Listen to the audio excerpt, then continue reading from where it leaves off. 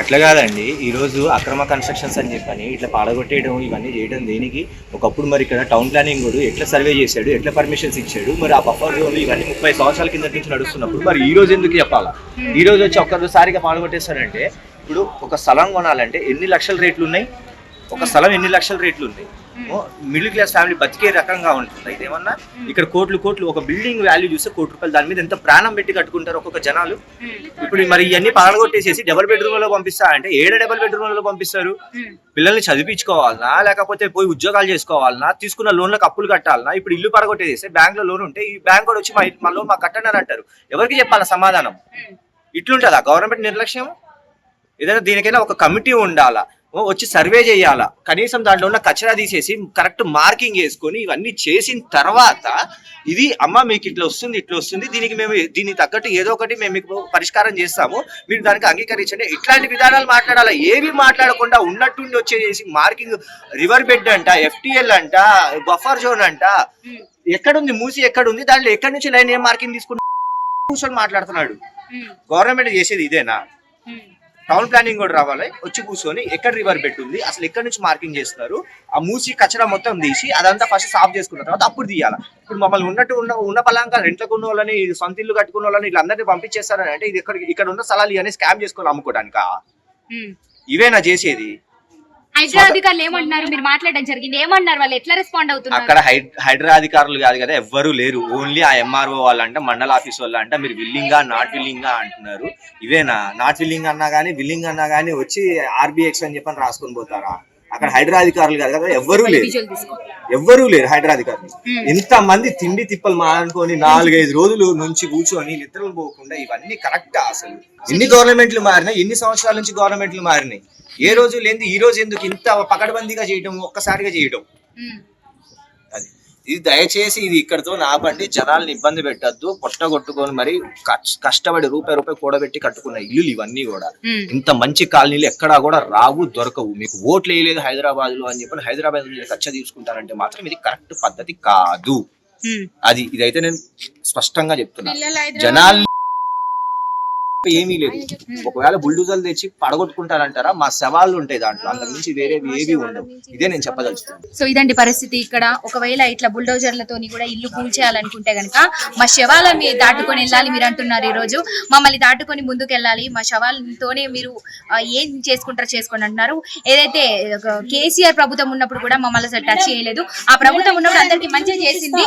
ఆ ఇల్లు పడగొడతాడట, ఈ ఇల్లు పడగొడతాడట. ఇది పాపం ఆయన ఓనరు అమెరికాలో ఉన్నారు.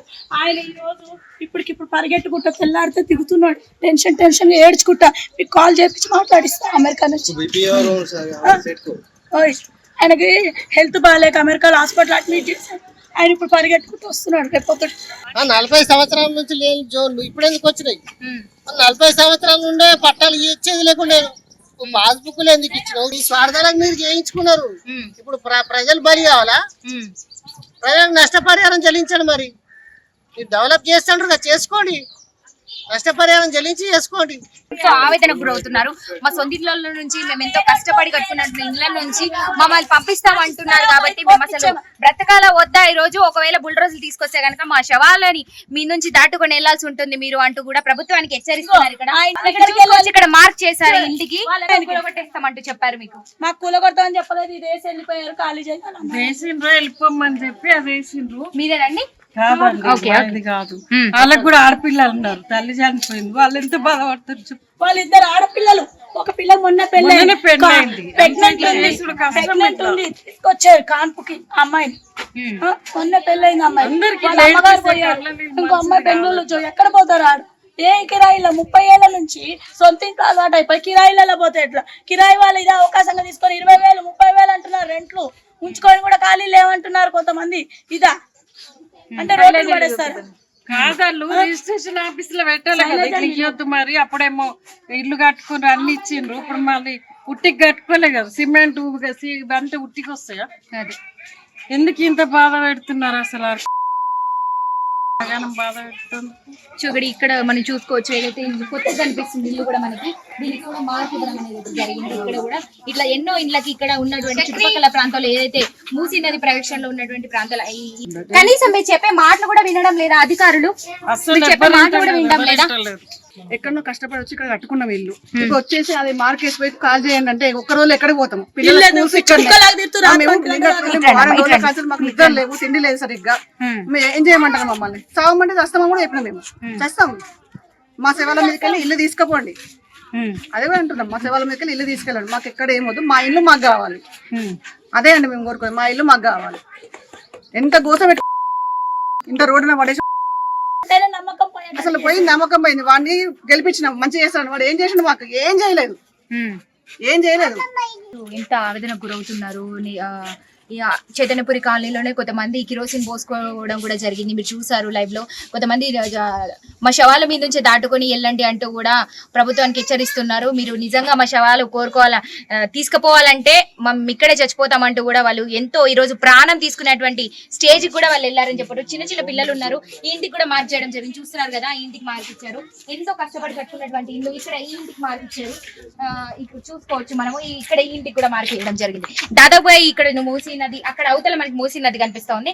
అక్కడ ఏదైతే ఇక్కడ ఒడ్డున ఉన్నటువంటి ఇళ్ళన్నిటికి కూడా చూస్తుంటే చాలా కష్టపడి కట్టుకున్నట్టుగా అయితే మనకు క్లియర్ గా తెలుస్తుంది. ఈ ఇంటికి మార్కిచ్చారు, అదేవిధంగా ఈ ఇంటికి కూడా మార్కేయడం జరిగింది. ఇట్లా పెద్ద పెద్ద ఇండ్లకు ఒడ్డుననే కాదు లోపలికి ఉన్నటువంటి ఇండ్లకు కూడా మార్క్ ఇవ్వడం జరిగింది. సో ఇవన్నీ ఇండ్లు కూడా కూల్ చేస్తాము, బుల్డోజర్లు తీసుకొస్తాము ఇంటి మీదకంటూ కూడా ఈ రోజు ఎంతో ప్రభుత్వం నిజంగా వీళ్ళని బాధ పెడుతుందని చెప్పొచ్చు. ఎందుకంటే వాళ్ళ ఆవేదన చూస్తున్నారు కదా, ఎంతో ఆవేదన గురవుతున్నారు. ఈ రోజు ఈ ఇండ్లు లేకుండా మేము కష్టపడి కట్టుకున్న ఇంట్లో నుంచి పంపించేస్తే మేము ఎక్కడ బ్రతకాలి? దానికి బదులు చచ్చిపోయిందే ఈ రోజు మేలు అంటున్నారు వీళ్ళు. ఏదైతే మేము కాంగ్రెస్ ప్రభుత్వం మాకు ప్రజల పట్ల, పేదల పట్ల, నిరుపేదలకి సహాయం చేస్తుంది, మంచి చేస్తుందని మేము గెలిపించుకుంటే ఈ రోజు మా ప్రాణం తీసేటువంటి పరిస్థితి తీసుకొచ్చింది కాంగ్రెస్ ప్రభుత్వం అంటున్నారు. ఏదైతే కాంగ్రెస్ ప్రభుత్వాన్ని మళ్ళీ ఓడగొట్టాలి, ఇంకా వచ్చేసారి రాదు అంటూ కూడా ఈరోజు చెప్తూ ఉన్నారు. ఏదైతే గద్దె దించేటువంటి ప్రయత్నం అయితే మేము ఖచ్చితంగా చేస్తాము. సీఎం రేవంత్ రెడ్డి ఉండొద్దు ఆ కుర్చీలో, దిగిపోవాలి. ఎందుకంటే ప్రజల పట్ల చాలా విచక్షణ రహితంగా ప్రవర్తిస్తున్నాడు. అసలు కొంచెం కూడా ఆలోచించకుండా, ఇంత జాలి దయ అనేది లేకుండా సీఎం ఎందుకు ఈ రోజు ఇట్లా ప్రవర్తిస్తున్నాడు అంటూ కూడా ఈ రోజు ఎంతో ఆవేదన గురవుతున్నారు. ఎంతో మంది ఇక్కడ ఉన్నటువంటి కష్టపడి కట్టుకున్నటువంటి వాళ్ళు, నిరుపేదలు కావచ్చు, వాళ్ళు రోజుకి ఎంతో కొంత సంపాదన ఉంటుంది, వాళ్ళు కిరోసిన్ పోసుకొని ప్రాణం తీసుకున్నటువంటి స్టేజ్ ఈరోజు ఏర్పడిందని చెప్పొచ్చు. చైతన్యపురి మొత్తం కూడా చూసుకుంటే ఇదంతా కూడా మొత్తంగా అందరూ కూడా ఉద్రిక్తత మొదలైందని చెప్పొచ్చు. అందరూ కూడా ఆందోళనలో పడ్డారని చెప్పొచ్చు. ఎవరెవరు ఉంటారండి మీరు ఇక్కడ? ఫ్యామిలీ ఉంటారు, నేను, మా హస్బెండ్, 2 పిల్లలు ఉంటారు. చదువుల కోసం ఇక్కడికి వచ్చాము. ఎంతో కష్టపడితే, నేను టైర్ షాప్ పడినది, కష్టపడితేనే మాకు ఆధారం ఉంది. ఇప్పుడు ఇది కూడా కాల్ చేయమంటుంది. ఎక్కడికి వెళ్ళాలి? మీరు అడిగారా? మేము ఇక్కడ నుంచి వెళ్ళిపోయి ఎక్కడ ఉండాలి? మీరు ఏం చెప్పి మమ్మల్ని తోసేసి వేసేసి పోయిండ్లు. మాకు ఏం చెప్తలేరు. పోలీసు బందోబస్తు వచ్చింది, వేసిండ్లు, పోయిండ్లు. ఏం చేయాలి? వాళ్ళ కాలం ఏవడం అడ్డం. మేము చెప్పండి అమ్మా. ఎంత బతులన్నా కూడా వాళ్ళు మమ్మల్ని తోసేసి ఆ రెడ్ మార్క్ వేసి పోతున్నారు. ఇక చావడమే గత్యంతరం అనుకుంటాను. ఇక్కడ ఎంత 100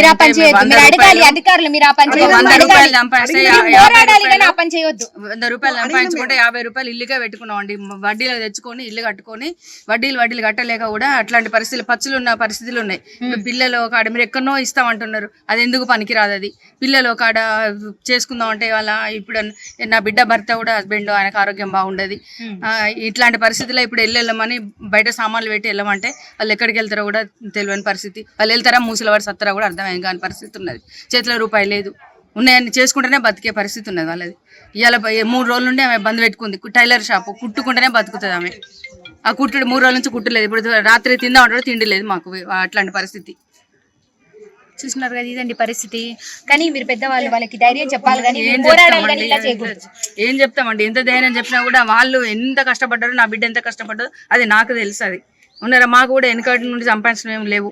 ఆమె కష్టపడి చేతుల మీద కష్టపడి సంపాదించుకొని ఈ 4 గోడలు కట్టుకొని వేసుకున్నది. ఇది కూడా పోయి ఎంత నేను ఆమె కాలు మొక్తా అన్న, మేము మార్క్ వేసేట ఆమె నేను కాలు మొక్తా అమ్మ అని చెప్పి ఆమె చేతులు పట్టుకున్నా కూడా ఆమె నెట్టేసింది. ఆమె మనము ఇందాక మాట్లాడుకున్నట్టుగా కూడా చూసారు ప్రజలు ఏమంటున్నారు అని. రేవంత్ రెడ్డికి ఇక్కడ ఏదైతే మూసీ నది పట్ల ఇక్కడ ఉన్నటువంటి ఇల్లు కూల్చేయడం వెనక ఏదో పెద్ద గందరగోళం జరుగుతుంది, ఇక్కడ ఏ లాభం పొందకుండా, ఇక్కడ ఏదో మతలబ్ జరగకుండా ఎందుకని ఇప్పుడు వీళ్ళని పంపించేటువంటి ప్రయత్నం చేస్తున్నాడు మమ్మల్ని అంటూ కూడా ఈరోజు ప్రజలు ఆందోళన వ్యక్తం చేస్తున్నారు, ఎంతో బాధకు గురవుతున్నారు. మరి ఈరోజు ప్రాణం తీసుకోమంటారా లేదంటే మా ఇళ్ళని మాకు వదిలిపెడతారా అంటూ ఒకటే క్వశ్చన్ చేస్తున్నారు ప్రభుత్వాన్ని. మరి ప్రభుత్వం ఏం చెప్తుంది అసలు వీళ్ళ పట్ల? అయితే ఇంటికి మార్క్స్ ఇచ్చి వెళ్ళిపోయారు, మరి రేపట్లో కాల్ చేయాలంటున్నారు. వీళ్ళేమో చిన్నపిల్లల్ని పట్టుకొని ఎక్కడ వెళ్ళినటువంటి పరిస్థితి, హఠాత్తుగా వెళ్ళమంటే ఎవరైనా అది ఎవరికి కూడా అర్థం కానటువంటి పరిస్థితి. ఒక ఆందోళనలో పడిపోతారు. వాళ్ళకు రోజు మొత్తం ఆలోచించి అసలు తిండి నిద్రాహారాలు మానేసి ఏడవడానికి సరిపోతుందని చెప్పొచ్చు.